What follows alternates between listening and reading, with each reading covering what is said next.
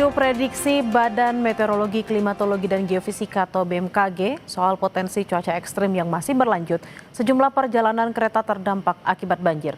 Jumlah rel kereta terendam dan tanggul jebol yang memaksa warga mengungsi ke tempat yang lebih aman. Curah hujannya tertinggi selama hampir satu tahun saya menjabat sebagai Gubernur Jakarta. Bahkan di 8 titik di Jakarta Utara yang kita monitor, kita pasangin untuk curah hujan, itu ada yang sampai dengan 280. Problemnya adalah rop, kemudian air tidak bisa turun, tidak bisa dipompa.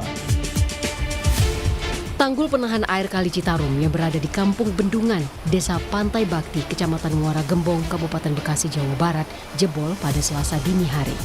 Selain debit air yang tinggi dari hulu sungai, luapan sungai juga dipicu banjir rob dari Pantai Muara Gembong. Di Karawang, Jawa Barat, banjir setinggi 1 hingga 2 meter juga masih menggenangi permukiman. Ribuan orang juga masih bertahan di pengungsian. Banjir ini sudah terjadi sejak 3 hari terakhir. Masih ada 17 desa yang tergenang air yang tersebar di 6 kecamatan dengan daerah paling parah berada di Kecamatan Teluk Jambe Barat dan Timur. 6 kecamatan yang itu terparah ini ya memang sekitaran Karangligar, Sukamakmur, Purwadana ya, sana yang memang dekat daerah aliran sungai Cidawolong dan Citarum serta Cibeet ya. Sana mungkin masih ada yang terendam masih 2,5 meter. 2,5 meter ya Pak ya. Daerah Desa Karangligar, Desa Sukamakmur, Purwadana. Cuaca ekstrim yang terjadi di sejumlah wilayah di Jawa tak hanya mengganggu aktivitas sehari-hari warga, namun rel kereta api jarak jauh di Pekalongan pun terganggu. Akibatnya, jadwal perjalanan banyak yang tertunda hingga dibatalkan. Sejumlah penumpang mengaku perjalanan kereta mereka terdampak akibat banjir yang terjadi di Jawa Tengah. Meski jalur kereta api di wilayah Pekalongan sudah bisa dilalui, operasional kereta masih mengalami kendala antrean rangkaian kereta api akibat banjir yang terjadi di Pekalongan. Dari Daop 1 Jakarta, setidaknya ada 11 rute perjalanan yang sempat dibatalkan, sebab rangkaian kereta masih belum berada pada jalur dan wilayahnya.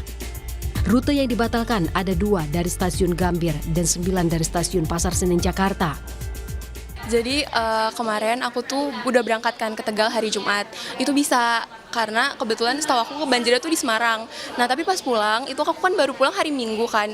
Harusnya kereta itu jam 3 sore udah berangkat ke Tegal Bahari. Nah tapi ternyata ada pembatalan dan keluarga aku tuh nggak ada yang tahu kalau ada pembatalan gitu. Posisinya kita udah sampai dan kayak udah nyampe 2:30 gitu karena kita sampai di mana? Sampai di Tegal, sampai di stasiun Tegalnya gitu. Ternyata ada pembatalan dan itu ramai banget, bener-bener ramai posisinya di stasiun. Terus kayak kita kira kan kita nggak terdampak kan, ternyata kita kena juga. Hingga Selasa siang, perjalanan kereta di wilayah Daop 8 Surabaya masih terganggu. Meski jalur di Pekalongan, Jawa Tengah sudah bisa dilalui, masih ada pembatalan 1 perjalanan dan 3 kereta yang terlambat tiba.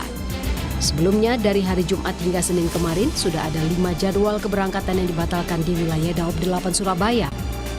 Untuk dampaknya sendiri di Daop 8 itu masih ada 3 kereta api yang keberangkatan dari arah barat menuju Daop 8 Surabaya yang mengalami keterlambatan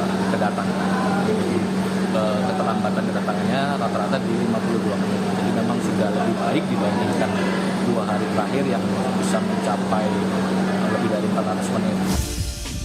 Sudah 1 pekan lebih, banjir melanda Kabupaten Kudus, Jawa Tengah dan masih menggenangi lebih dari 25 desa yang tersebar di 7 kecamatan. Salah satu yang terparah ada di Desa Jetis, Kapuan, hampir seluruh area tergenang banjir. Untuk mengurangi ketinggian air, pemerintah sudah memfungsikan seluruh pompa yang ada di kolam retensi. Namun butuh waktu lama untuk mengurangi genangan karena volume air yang cukup tinggi. Di ibu kota Jakarta, hujan deras akibat cuaca ekstrim juga mengakibatkan sejumlah jalan utama tergenang banjir hingga 2 hari berturut-turut. Untuk membantu mengurangi genangan, Pemprov DKI Jakarta menyiapkan 1.200 pompa air, stasioner, dan pompa dari PUPR agar mempercepat penurunan debit air di jalan dan permukiman. Tak hanya menyiagakan pompa, Pemprov DKI Jakarta juga telah melakukan modifikasi cuaca sejak pekan lalu selama 1 bulan. Jadi untuk cuaca ekstrim kami mengantisipasi modifikasi cuaca terus kami lakukan 1 bulan ini sepenuhnya. Kemarin juga ada pertanyaan anggarannya dari mana? Anggarannya sudah dimasukkan di dalam anggaran APBD tahun 2026. Banjir di Jakarta yang terjadi selama 1 pekan terakhir mayoritas terjadi di wilayah utara Jakarta. Dengan banjir yang terjadi di jalan utama sempat mengakibatkan kemacetan di sejumlah titik. Tim Liputan Kompas TV.